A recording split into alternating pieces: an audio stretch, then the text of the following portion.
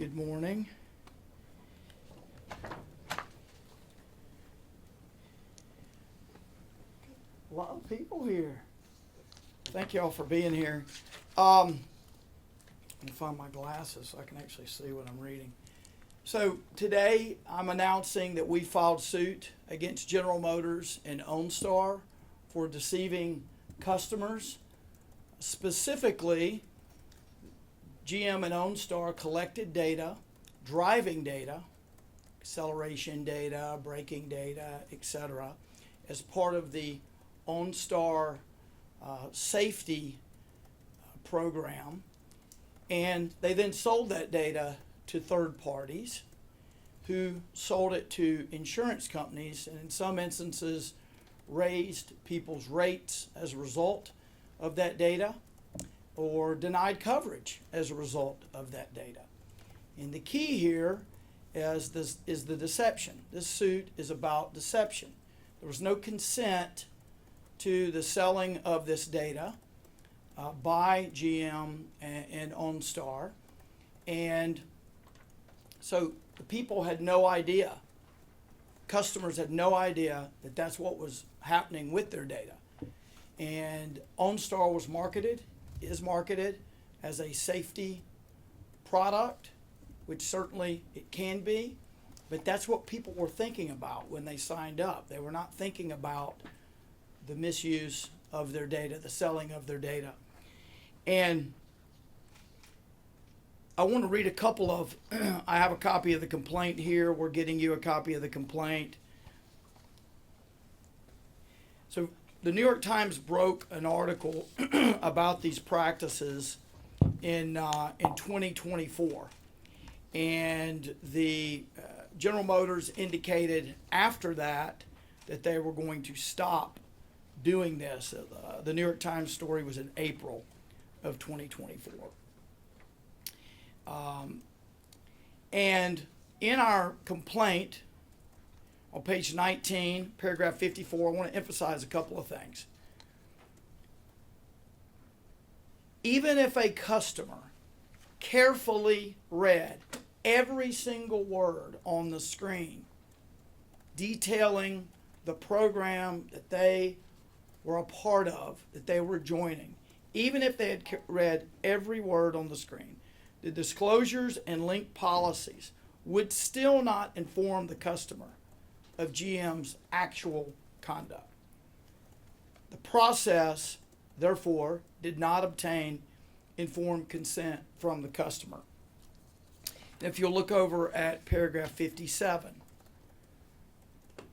while General Motors' confusing mix of user terms and privacy statements varied, none of them informed consumers, that GM would sell any of their data, or that the data may be used to create risk profiles or driving scores that could increase their insurance premiums and cause them financial harm.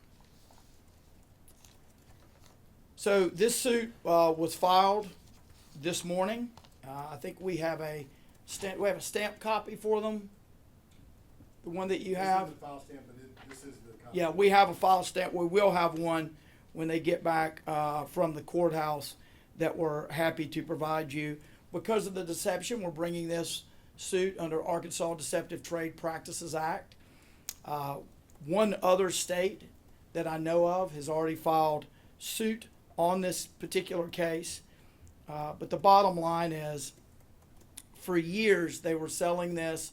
It looks like they began selling the data at least as far back as 2015, and then there were articles in the New York Times in March and April of 2024. Texas filed a lawsuit on this matter in August of 2024. So it's a pretty straightforward case. You had GM and OnStar that had the driver data. They sold it to third-party vendors who sold it to insurance companies. That was there was no informed consent for that to occur. And they weren't just giving people's customer preferences. In this case, they were literally giving the driving data if you were a part of this, if you were one of these customers. So happy to take any questions. Yes, sir. Dan McFadden, the Democrat Gazette. So I guess without being able to read through this so far, have you been able to determine the scope of the impact of this practice on Arkansans? That's going to be part of the litigation. That'll be part of discovery. And like I've tried to do with other suits, we'll provide updates as we can. But we have reason to believe that there's substantial impact on Arkansans. Otherwise, I wouldn't be bringing this suit. General Griffin, so we're constantly signing our life away, constantly hitting accept. How is this different than what we do with Facebook or X or just so many ways that we do this? Well, I'd say a couple things. First of all, I would refer you to paragraphs, I think, 54 and 57 in the lawsuit, where we say there was no consent here. You weren't signing that away. It was not, no one was informed this was happening. Secondly, we have lawsuits, and there are many other lawsuits around the country regarding misuse of data by a number of social media companies, et cetera. So they don't always follow the rules. And even if you read the small print, I just want to reiterate that, because if you go back to paragraph 54, last sentence, even if a customer carefully read, let me rephrase it, even if an Arkansan carefully read every word on the screen, all the disclosures, all the link policies, spent whatever time it would take to do that. And we've all been faced with that, usually in a hurry when we just click and move on, which is what I believe you're referring to. That information still would not inform the customer of GM's actual conduct. There was no informed consent here. Yes, sir. Yes. Any indication that other services similar to OnStar might be doing the same thing? We've had some discussions about that. We're not ready to say definitively at this time. This sort of data is obviously commonly used. Now, they all have different agreements that are specific to their companies. This is one that I believe we first learned of because of the press, because it was covered in the New York Times.